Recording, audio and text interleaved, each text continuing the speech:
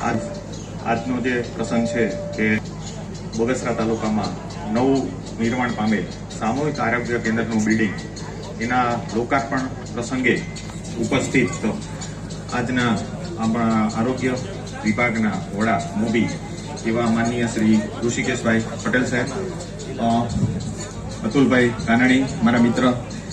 તેમજ જનકભાઈ તળાવિયા સાહેબ એમએલએ શ્રી, જેવી કાકડિયા સાહેબ, ત્યારબાદ અમારા આરડી સાહેબ, વાળા સાહેબ, ડીડીઓ સાહેબ, જિલ્લા પંચાયતના આરોગ્ય સમિતિના ચેરમેન શ્રી તથા તાલુકા પંચાયતના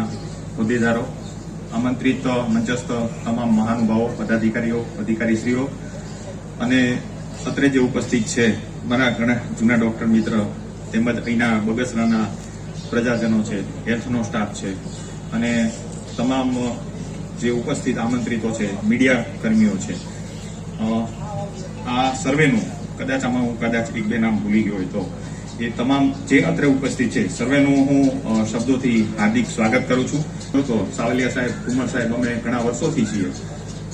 ત્યારે જોતા હતા કે આ બિલ્ડિંગની જરૂરિયાત હતી. સરકારશ્રીએ એમાં ખૂબ ધ્યાન આપી અને ટૂંક સમયમાં